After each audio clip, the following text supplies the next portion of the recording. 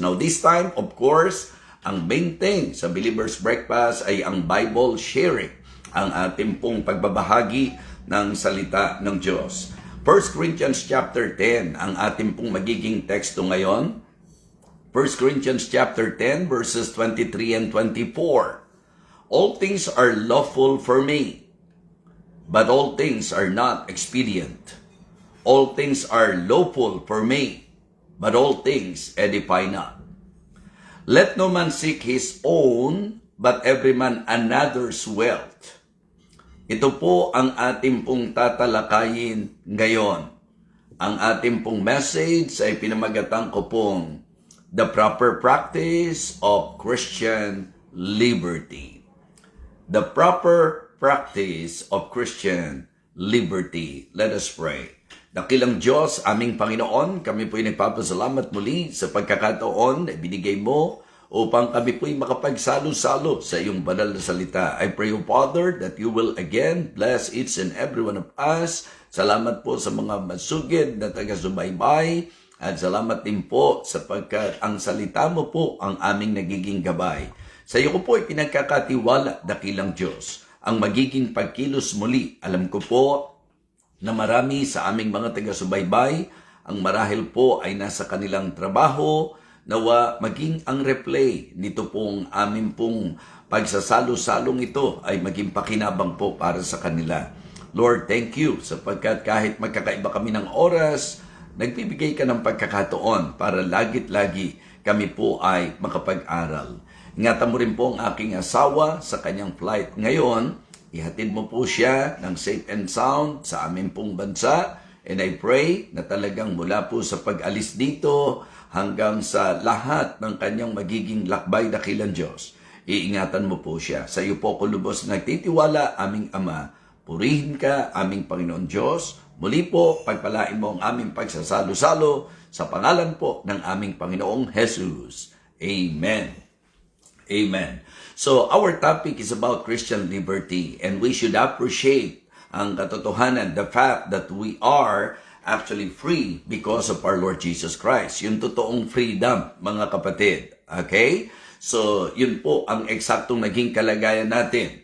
Mula sa pagkabilanggo kay Satanas, mula sa pagkabilanggo sa kasalanan, mula po sa ating pagkaalipin, tayo po ay pinalaya ng Panginoon. At tayo po ay tinawag sa kalayaan. But here, in our text, we can see that the Apostle Paul cited a very beneficial point.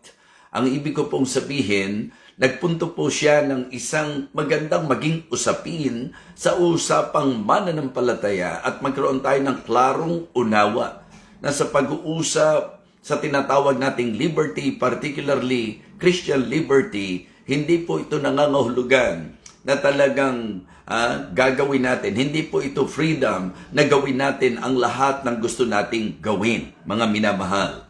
Kundi ito po ay freedom to do what is wise, what is right, what is holy, what is loving, and what is glorifying to God. Yan po ang kakaibahan ng usapang Christian liberty. Hindi yung magawa at gawin ang lahat ng gustong gawin, kundi gawin ang mga bagay na tama at nakalulugod sa ating pong Panginoon. So, pakinggan po natin ang topic na ito sapagkat para sa akin po napakaganda na ang mga Kristiyano po ay mapaalalahanan sapagkat ang isang obvious problem ng maraming mga mananampalataya para pong ang kalayaan sa ating pong pagkaunawa ay ang gawin lang natin ang lahat ng gusto nating gawin. Mga kapatid, tayo po ay makinig mabuti at matuto sa ating pong magiging pagtalakay ngayong sandaling ito. Okay? Number 1, sa usapang practice ng freedom, we need to practice freedom with prudence. Ayan, we need to practice freedom with prudence. Okay? Ang sabi po ng talata, all things are lawful, but all things are not expedient. So lumalabas po mga kapatid na ang kalayaan nating pinag-uusapan ay dapat ito po ay govern ng tinatawag nating wisdom. Kumbaga, itatanong po natin, ito bang gagawin natin ay beneficial, ito bang gagawin po natin ang pinakamainam na dapat gawin? So, let us practice freedom with prudence. Okay? Mahalaga po yan. Halimbawa po, sa Ephesians chapter 5, hindi ba, ang sabi po ni Apostol Pablo sa verse number 15 and 16, see then that ye walk circumspectly, not as fools, but as wise, redeeming the time because the days are evil. So, ang makikita nyo po, ang Ephesians chapter 5 ay may kinalaman po sa Christian walk. Kung papaano dapat lumakad ang mga Kristiyano. Dito ko po, kung matatandaan nyo na i-share, yung pong idea na walk in love, diba? Walk in the light, walk in the Lord's will, and walk in the Lord's wisdom. Diba? Mahalaga na ako po at ikaw ay lumalakad na may karunungan. So kaya ang tamang practice po ng freedom, sapagkat binanggit ko po sa inyo kanina, ang idea po dapat, yung gagawin ko, itinatanong natin dapat, ito ba ay beneficial? Ito ba ay talagang maayos, mainam? Ito ba ang masasabi nating pinakatamang pasya o tamang gawin? Yan po ang isang bagay na dapat maging paalala po sa atin. Kaya nga, ang sabi po niya, see then that you walk circumspectly, not as fools, but as wise. Mga kapatid, hindi ba si Pablo po, nung sulatan po niya mga taga-Pilipos, doon sa chapter 1 and verse number 10, ang sabi niya, that ye may approve, diba? That ye may approve things that are excellent. Ang isang Kristiyano po, dapat talaga sa usapang hakbang, lakad, pamumuhay, dapat ang iniisip natin at ang talagang sinisikap natin ay ang magawa kung ano ang talagang pinakamainam. Napakahalaga po niyan. Yung diskresyon, yung wisdom, laging importante po. Siguro, yung pong sinabi rin po ni King Solomon sa Proverbs 3 and verse 21, ang sabi niya, keep sound wisdom and discretion. So mahalaga po na ang lahat ng bagay, kahit nga pagka dumadating ka sa mga pagsubok, hindi naman kasi kapag ka nalalagay ka sa mga sitwasyong mabibigat o kaya ang tawag natin dito, yung sinabi ni James, yung count it all joy when you fall into diverse temptations. Hindi naman po kapag tayo dumating doon sa punto na nagigipit tayo, nahihirapan tayo, na talagang parang yung atake sa buhay natin marami, basta na lang. Gagawin natin lahat ng gusto natin. No. Kaya nga ang payo po niya, if any of you lack wisdom, James 1:5, di po ba? If any of you lack wisdom, let him ask of God that giveth to all men liberally and upbraideth not, and it shall be given him. So makikita nyo po na kahit na may kalayaan ang Kristiyano, sa usapan ng Christian liberty, it is good to be reminded na talagang hindi lahat ng bagay ay pinapayagan. Hindi lahat ng mga masasabi nating magagawa natin ay magiging kapaki-pakinabang. Kaya dapat maging maingat po tayo. So, let us practice freedom with prudence. Okay? Ikalawa po, we need to practice freedom with purity. Kasi ang ginamit na salita doon, ang sabi, edify not. Balikan po natin yung sinabi nung talata sa verse number 23. Ang sabi, all things are lawful for me, but all things are not expedient. All things are lawful for me, but all things edify not. So, ibig sabihin mga kapatid, isang bagay na medyo tinitingnan po natin, ito po ba yung ating po bang kalayaang ito ay magbibuild ng ating spiritual life o magiging dahilan lang para makater po natin yung ating sinful nature. Makakalago ba? Makakatibay ba? Okay? Yun po ang magandang takbo ng pag-iisip po natin. Naalala niyo po yung sinabi ni Paul nung sulatan niya yung mga taga-Galatia? Ang sabi niya, okay, tinawag tayo sa kalayaan. Pero ang sabi niya, only use not liberty for an occasion to the flesh. Ibig sabihin, wag nating gagamitin ang ating kalayaan para sa kapakinabangan ng ating pong laman. Kaya nga ang Kristiyano po, mga kapatid, hindi po kailangang paghigpitan, kundi ang Kristiyano dapat naiisip kung ano ang tama, kung ano ang mainam, kung ano ang dapat, at kung ano po ang masasabi nating maghahayag ng kabanalan. Mga kapatid, okay? Practice freedom with purity. Okay? Ang sabi po, huwag nating gamitin ang liberty for an occasion to the flesh. Okay? Hindi lamang po yan. Si Peter, halimbawa po, yung sinabi po niya sa 1 Peter chapter 2, kung may Bible kayo, pwede niyo po i-consider. Diba? Bilang mga pinalaya o malaya, ang sabi, huwag natin pong gamitin ang ating kalayaan for a cloak of covetousness. Diba? O maliciousness, rather. So, yun po, isa sa dapat nating nababantayan ay yung pong paggamit natin ng tinatawag nating kalayaan. So, yun po ang paalala ni Pablo kay Timoteo. Diba? Sabi niya, flee also youthful lust, but follow righteousness. Kung baga, yung katuwiran ng Panginoon.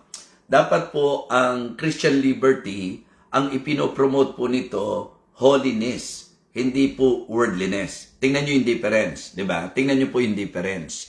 Marami pong mga masasabi po nating argumento na ang problema raw po sa pagtuturo natin ng kaligtasan yung bang matapos maligtas, kahit na ano ang gawin, hindi na mawawala ang kaligtasan. At ang exaggeration pa ng iba dyan, kaya pagka raw po ligtas na, kahit magpakasama na, medyo pangit pa nga yung term ng ilan sa mga critic natin dyan ng once saved, always saved, na ang sinasabi raw natin, ang tinuturo daw natin kahit magpakawalang hiya ka na, basta ikaw ay ligtas na, hindi na yon, wala nang problema yon. Hindi ko po malaman kung sino po narinig nila ng mga Baptist preacher na ganun ang tinuturo. Dahil kahit Baptist preacher pa sila, kung ganun sila magturo, mali po talaga. Ang pagkakaalam ko po, ang typical na Baptist preacher, kaya kinatitisura ng marami sa pangangaral dahil umaatake laban sa kasalanan. So, never na ang turo po ng totoong Baptist, yung kapag ka na-save ka, gawin mo na ang lahat ng gusto mong gawin. Kahit magpakasama ka na, total ligtas ka pa rin naman. Wala pong totoong mangangaral na Baptist ang nangaral po ng ganyan. Okay? Uulitin ko po, ang typical na Baptist preacher, kahit katisuran mo, ipapangaral yung pong mga laban sa kasalanan, sapagkat ang tunay na ligtas ay hindi mga ngatwiran, na kahit na siya'y magpakasama, total ligtas naman siya. Hindi naman mawawala ang kaligtasan niya. Walang totoong ligtas at matinong Kristiyano na ganyan ang magiging katwiran. So kaya mga kapatid, ang ating ipinupunto, pag ikaw ay Kristiyano, pinalaya ka, pero ang Christian liberty ay hindi nagpo-promote ng tinatawag nating worldliness, kundi ang kanyang ipinupromote ay ang kabanalan. So, importante po na tayo po, mga kapatid, sa usapan po ng ating pong pagkakristyano, sa usapang kalayaan, una po, practice freedom with prudence. Okay? Pangalawa po, practice freedom with purity. Ayan. At itinuturo din po ni Apostol Pablo that we should practice freedom with preference for others. With preference, di po ba? Let no man seek his own, but every man another's well. Okay? Mga kapatid, ang pagmamahal po, siya mismo ang naglilimita sa kanyang sarili para sa kapakanan ng ibang tao. Yan yung lagi ko pong sinasabi, di ba? Na ang spirituality po ay dumating ka sa punto na ang iniintindi mo, iba. Yung kapakanan ng kapwa.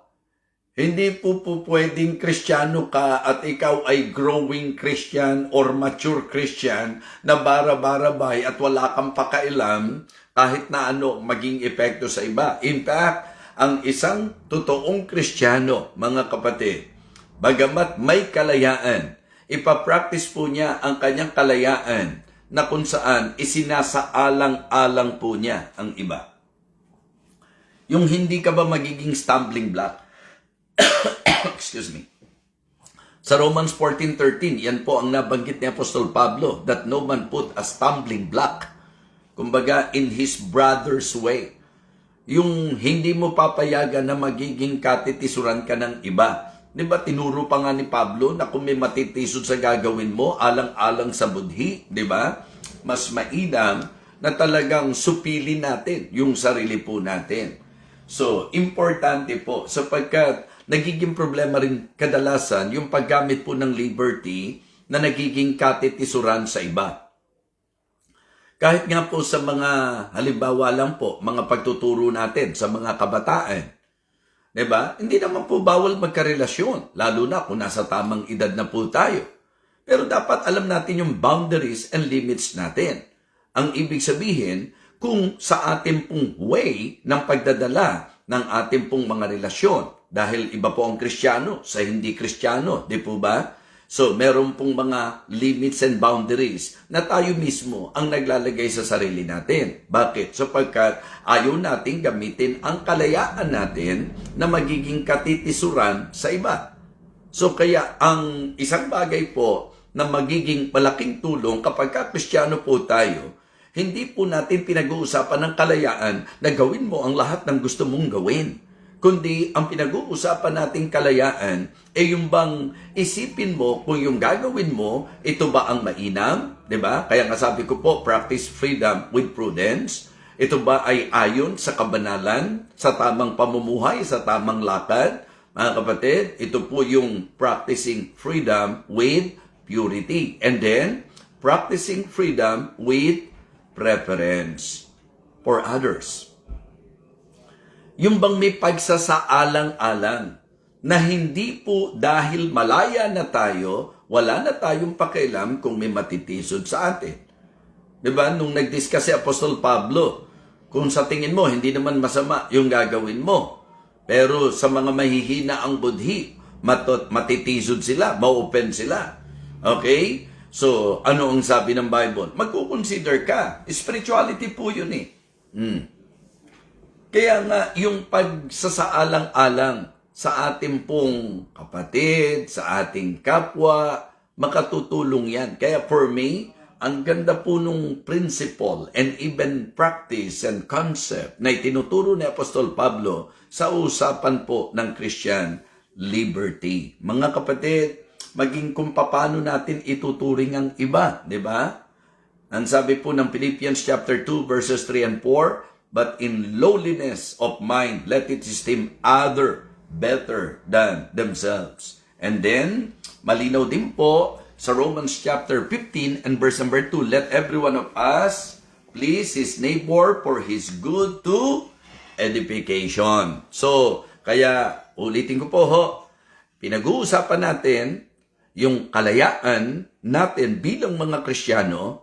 Pero dahil Kristiyano nga po tayo, may mga considerations po tayo, and maganda na ma-realize po natin sa ating pagtalakay ngayon ng usapang freedom sa kontekstong Kristiyano, dapat with prudence.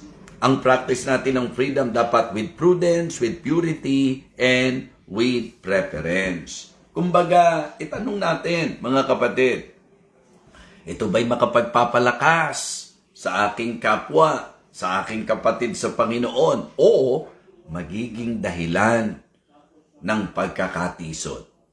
Okay? So, yun po mga kapatid. For me, it takes spirituality para po sa application ito.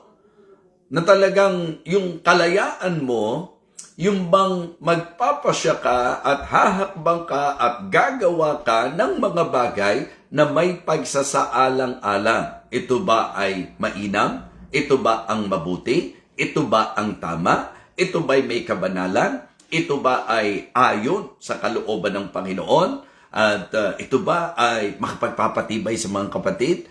Ito ba ay magiging katitisuran? Di ba? Ganyan ang takbo ng isip ng bawat isa dapat bilang Kristiyano. Okay? And then, practice prudence or practice freedom with purpose. Di ba? Or pwede rin with praise. Di ba? Practice freedom with purpose or with praise. Kasi ang gusto ko pong kuning salita doon, yung bang idea mga kapatid na sinabi ni Pablo sa mga taga-Korinto, whether therefore you eat or you drink or whatsoever you do all, di ba? To the glory of God. Kumbaga, ang ultimate purpose dapat ng Christian liberty is to please and to glorify God. Yun dapat. Diba? Pagka pinag-usapan, Kristiyano ako, okay? May kalayaan ako. Pero yung kalayaan bang ito, dahilan para kaladkarin ko sa mali ang pangalan ng Panginoon? Ito bang kalayaan ito, dahilan para sundin ko na ang gusto ng aking laman? Ang kalayaan bang ito ay dahilan para ako po ay mabuhay sa lahat ng aking sariling kagustuhan? At ang kalayaan bang ito ay talagang hindi na para isipin ko kung ano ang makabubuti, kung ano ang mainam? Mga kapatid, napakagandang konsepto na dapat natin pong i-apply.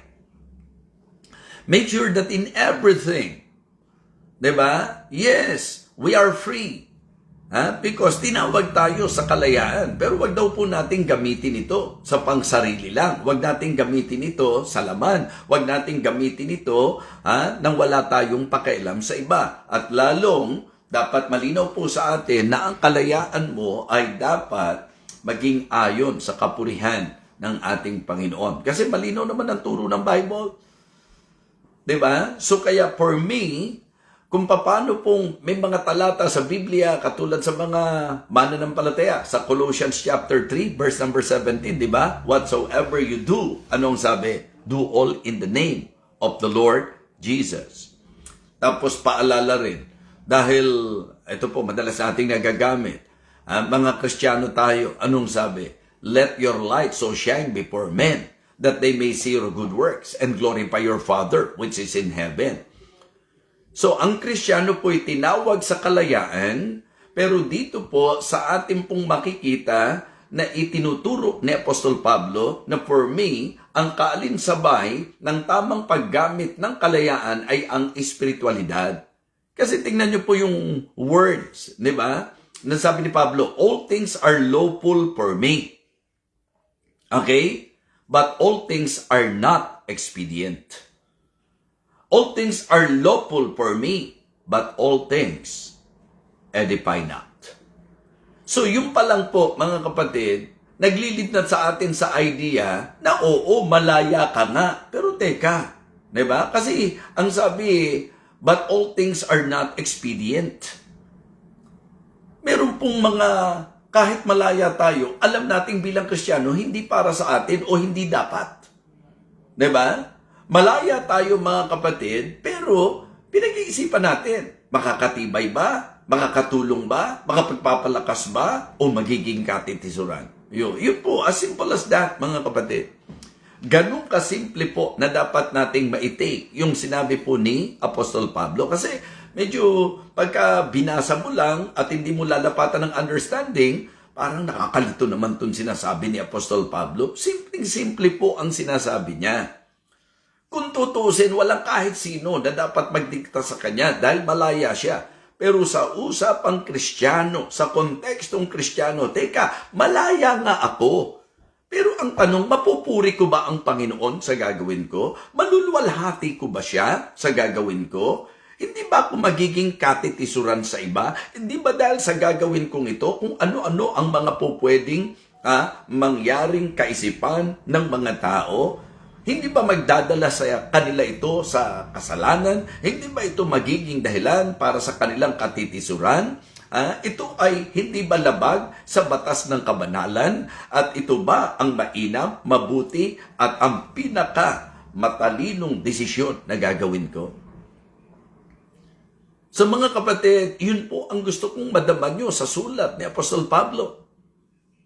Kaya nga, si Apostle Paul, masasabi natin na talagang naging very useful eh.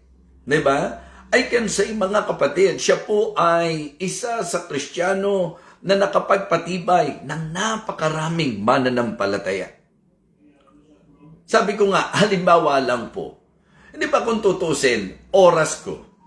Di ba malaya naman po ako kung paano ko gagamitin ang oras ko, di ba? Lalo na ngayon, nandito sa ibang bansa. Di ba po pwedeng ang gawin ko, mga kapatid? Siguro, magsalita lang ako ng Sunday, tapos total, hindi madaling makarating sa Paris, hindi madaling makarating sa Italia, hindi madaling makarating sa England. Hindi ba? Maganda siguro, ang gawin ko na lang, ha? Ako na lang ang total senior pastor naman nila ako. Sasabihin ko, isang beses lang ako magpipreach. Tapos, di ba? Pasyal na. Puro pasyal na lang ang gagawin.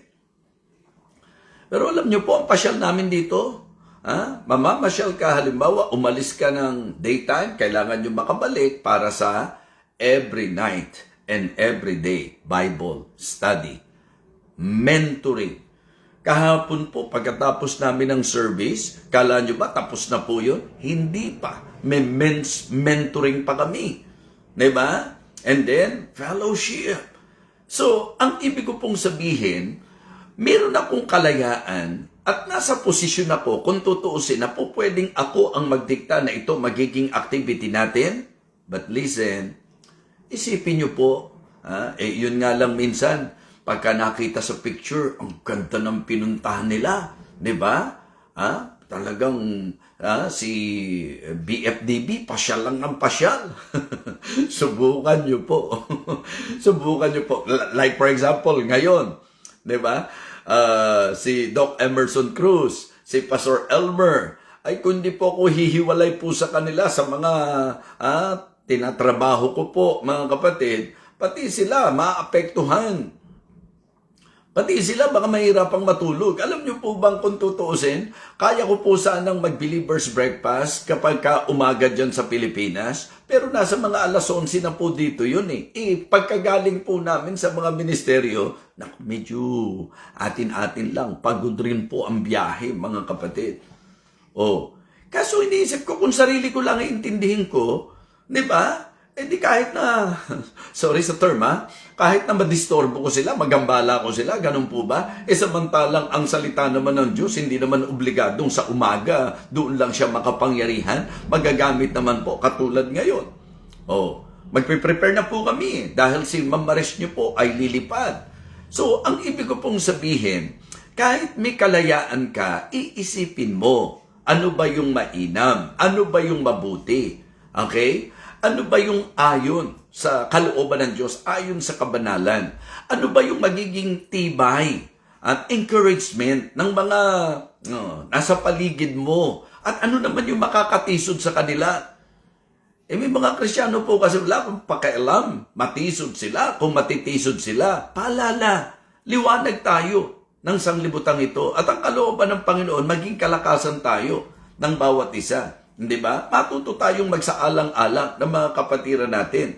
At ang Bible po nagsasabi na talagang lahat ng gagawin natin dapat maging sa kaluwalhatian ng Diyos. Okay? Malaya ka. Di po ba? Pero yung kalayaan mo ba, kapuri-puri sa Diyos? Yung paggamit mo ba ng kalayaan, ito ba'y nakapagbibigay lugod sa Panginoon? So kaya importante po di ba? Na sa lahat ng bagay, that in all things, mga kapatid, mag-glorify natin ang ating Panginoong Jesucristo. Kumbaga, ang idea po, yung parang sinabi rin ni Paul, na talagang dapat sa usaping buhay natin, lahat dapat for Him, and through Him, and to Him, yun daw po, are all things to whom be glory forever. So kaya, mga kapatid, mga minamahal, sa ating pong naging pagtuturo ngayon, maganda po na ma-appreciate natin. Freedom? Yes. May kalayaan po tayo. But it is still good na natutunan po natin na bilang mga Kristiyano, ang usapang kalayaan sa kontekstong Kristiyano, dapat po pinapractice natin ito with prudence, with purity, with preference, and with purpose and praise. Dapat ginagawa natin ito ng may kapurihan sa Panginoon at gagawin natin na ang layunin natin papurihan ang ating Panginoon. Kaya po, hindi po pala inaayunan ng Bible yung mga Kristiyanong wala akong pakialam. Ano man ang sabihin nila, ano man ang maging epekto sa kanila, wala akong pakialam. Hindi po pala yan. Sinasang-ayunan ng Bible sa usapan ng kalayaan. And even Paul, without anyone dictating him, it is just his spirituality that brought him to that realization na kahit lahat, kung tutuusin, malaya po siya, pero hindi lahat dapat. Okay? Hindi lahat nakatutulong, hindi lahat makabubuti. Kaya ang isang magandang pagtuturo na ginawa ng salita ng Diyos sa atin ngayon ay ang paggamit ng tama sa kalayaang meron tayo bilang Kristiyano. Na dapat ang kalayaan po natin ay magdadala sa atin sa pagpapasyang tama, okay? Sa paggawa ng mga bagay, kung ano ang mainam, kung ano ang makabubuti, kung ano ang may katuwiran, yan po dapat. Diba? Dapat yung hakbang natin bilang Kristiyano, malaya tayo, pero hindi po ito para mag-cater sa ating pong sinful nature. Yung kalayaan natin hindi dapat magdala sa atin sa pagkakasala. Diba? So, yun po. Maganda lang po talaga kasi na ma-reach ng mga Kristiyano yung level na hindi kailangang utusan, hindi kailangang higpitan, kundi sa kanilang espiritualidad, matututunan na gamitin ang kalayaan. Kaya nga, pagka po magpa-practice tayo ng freedom na meron tayo, iisipin nyo po, hindi kaya matisod sila sa akin? Hindi kaya maging katitisuran sa kanila yung aking, di ba, paggamit ng kalayaan? Babalance natin yan. Kaya habang pinag-aaralan ko po, pinag-iisipan ko po yung statement na ito ni Apostle Paul, ang nakikita ko po yung kombinasyon nung tinatawag nating spirituality at love. Yes, spirituality kasi ang isang taong spiritual talagang hindi po basta gagawa ng isang bagay. Talagang pag-iisipan niya yan. Mainam ba ito? May kabanalan ba ito? Makakalakas ba ito sa iba? Makapupuri ba ito sa Panginoon? So, yun po mga kapatid. Dapat ang ating pong freedom magamit ng tama. Kaya nga ang itinitle ko po, diba? The proper practice sa tinatawag nating Christian liberty. Yung tama na pag-a-apply natin at paggamit natin ng ating pong kalayaan. Mga kapatid, practice freedom with prudence, with purity, okay? With preference, and with purpose. Okay, with prudence, choose what is wise. Diba? So, with purity, choose what is holy. Okay? Sa preference, choose what benefits others. Diba? And then, so with purpose, choose what pleases or glorifies God. Yun ho dapat. Kaya, dawa mga kapatid, inyo pong na-appreciate ang ating pong gagamitin ko yung salitang singit na oras. Kasi nga po, ihahatid na po namin si Ma'am Maris po ninyo, natatansya ko po, nakakayanin pa. Kaya po, nagbigay pansin po tayo, wala kayong utos sa akin, wala kayong bata sa akin, na kailangan araw-araw mag-share ako. Okay? I am doing this with all my heart because I am thinking of the welfare of others. Ibig sabihin, iniisip ko po yung kapakanan ng iba. At gusto ko rin po na yung time, hindi siya masayang. Okay? Sapagkat kahit naman hindi ako mag-share sa inyo, lilipas pa rin ang time. Pero ang maganda, lumilipas ang time na mayroon pong kapakinabangan. At hiling ko rin po sa inyo, pakisama natin patuloy sa prayer ang mama po ni Mami Maan. Talagang sa kalooban po ng Diyos tayo, nang ahawakan ng nagtitiwala. So ipanalangin po nating patuloy ang kanya pong mahal na nanay. So, again, mga kapatid, I hope na tayo po'y naturuan yung pong tamang practice ng Christian liberty. Kung Kristiyano tayo, napakahalaga po nito. Okay? So, thank you so much.